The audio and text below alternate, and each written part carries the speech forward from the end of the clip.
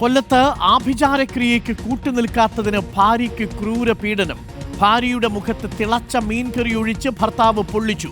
കൊല്ലം സ്വദേശി റജുലയ്ക്കാണ് പരിക്കേറ്റത്. ഭർത്താവ് സജീറിനെതിരെ റജുലയുടെ കുടുംബം ചടയമംഗലം പോലീസിൽ പരാതി നൽകി. കേൾക്കാം.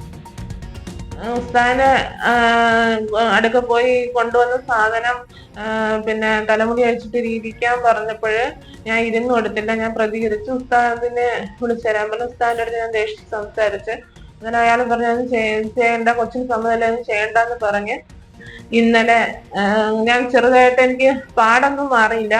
അപ്പൊ പാടൊക്കെ ശരീരത്തുണ്ട്. അതിനെപ്പറ്റി ഒക്കെ ഇങ്ങനെ സംസാരിച്ച കൂട്ടത്തിലാണ് ഇങ്ങനെ പറഞ്ഞ് സംസാരിച്ച് ഞാൻ പറഞ്ഞ് ഇങ്ങനെ പാടൊക്കെ ഉണ്ടെന്ന് പറഞ്ഞപ്പോ ഞാൻ പറഞ്ഞു 2-3 ആഴ്ച തൊട്ട് ഇങ്ങനെ എന്നെ തളർത്തിയിട്ടേക്കുവാണല്ലോ, ഇങ്ങനെ ആ കൂടുപാത്രം ചെയ്യാൻ കൊണ്ടുവന്നതിന് ഞാൻ ഇരുന്ന് തരാത്തോണ്ടല്ലേ ഈ ദേഷ്യം, ഇങ്ങനെ മിണ്ടാതിരുന്നത്, ഇങ്ങനത്തെ പ്രശ്നങ്ങളൊക്കെ ആണെന്ന് പറഞ്ഞപ്പോ ഞാൻ ആ കൂടുപാത്രം എന്നുള്ള വാക്ക് ഉപയോഗിച്ചത് അദ്ദേഹത്തിന് ഇഷ്ടപ്പെട്ടില്ല. അതിനെ സംബന്ധിച്ച വലത് കഴിച്ച് തട്ടി എന്റെ മുഖത്തോട്ട് ഇറങ്ങിയത്. ദിലീപ് ദേവസ്യയുണ്ട് കൂടുതൽ വിവരങ്ങളുമായി. ദിലീപ് ദേവസ്യ, ഞെട്ടിക്കുന്ന കാര്യമാണ്. പത്തനംതിട്ടയിലാണ് ഒരു നരബലി. പിന്നീട് ആഭിചാരക്രിയയ്ക്കൊരു കുടുംബത്തിൽ ഒരു ഭാര്യ അവർ തയ്യാറാകാതിരുന്നപ്പോൾ അവർക്ക് ക്രൂര പീഡനമെന്ന വാർത്ത റിപ്പോർട്ട് ചെയ്യുന്നത്.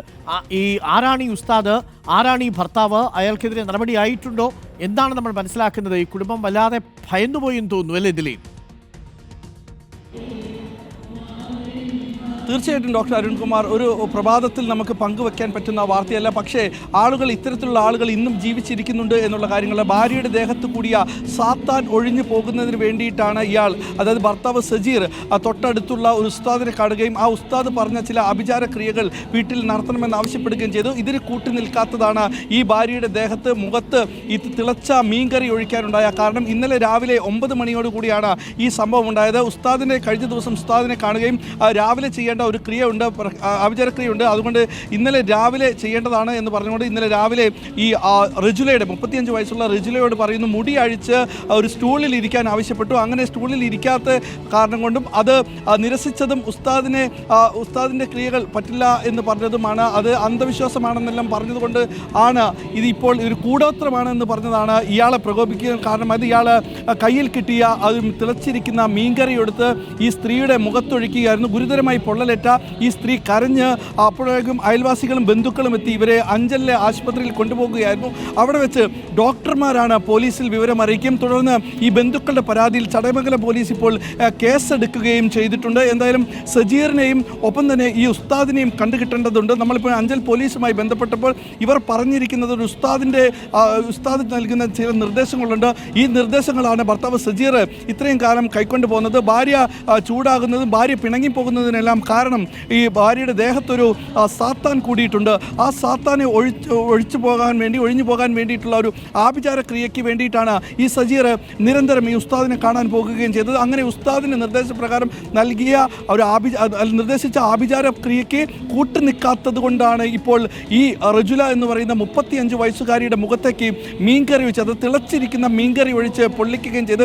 എന്തായാലും ചടയമംഗലം പോലീസ് ഇപ്പോൾ സജീറിന് വേണ്ടിയുള്ള അന്വേഷണം നടത്തുന്നു. ഒപ്പം തന്നെ ഈ ഉസ്താദിനെയും പിടികൂടണമെന്നാണ് ഈ കുടുംബം പറയുന്നത്. കാരണം ഇനി മറ്റേതെങ്കിലും കുടുംബത്തിൽ ഇത്തരത്തിലുള്ള പ്രശ്നങ്ങൾ ഉണ്ടായിട്ടുണ്ടോ, അല്ലെങ്കിൽ നേരത്തെ ഞാൻ പറഞ്ഞതുപോലെ തന്നെ ഇന്നത്തെ കാലത്ത് ഈ ആഭിചാര ക്രിയകൾ വിശ്വസിച്ച് കഴിയുന്ന ആളുകളുണ്ടോ എന്നുള്ളതാണ്. എന്തായാലും ഇപ്പോൾ ഈ ഉസ്താദിന് വേണ്ടിയിട്ടും ഒപ്പം തന്നെ ഭർത്താവ് സജീറിന് വേണ്ടിയിട്ടും ചടയമംഗലം പോലീസ് അന്വേഷണം നടത്തുന്നുണ്ട്. ഡോക്ടർ അരുൺകുമാർ, വല്ലാതെ അസ്വസ്ഥപ്പെടുത്തുന്ന കാര്യമാണ്. ഈ ഉസ്താദിനെ പോലീസ് ഇപ്പോൾ തിരിച്ചറിഞ്ഞിട്ടുണ്ടോ ദിലീപ്?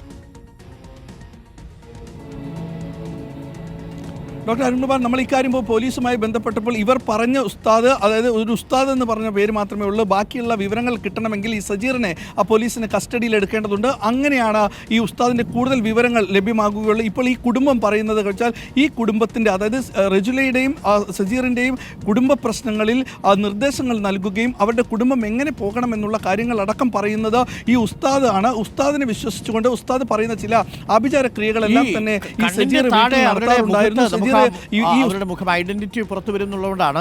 പക്ഷേ എങ്കിലും ആ മുഖം നമുക്ക് കാണുമ്പോൾ വല്ലാതെ ഭയപ്പെടുത്തുന്ന ദൃശ്യങ്ങളാണ്. നന്നായി പൊള്ളിയിട്ടുണ്ട്. തിളച്ച മീനിന്റെ ചാറാണ് എടുത്ത് മുഖത്തേക്ക് ഒഴിച്ചത് ഇയാളല്ലേ. ഈ ഉസ്താദിനെ അനുസരിക്കുന്നില്ല എന്ന് പറഞ്ഞ് കണ്ണിന് കാഴ്ചശക്തി, ഭാഗ്യം കൊണ്ടാണ് കാഴ്ചശക്തി നഷ്ടമാവാഞ്ഞെന്ന് തോന്നുന്നു.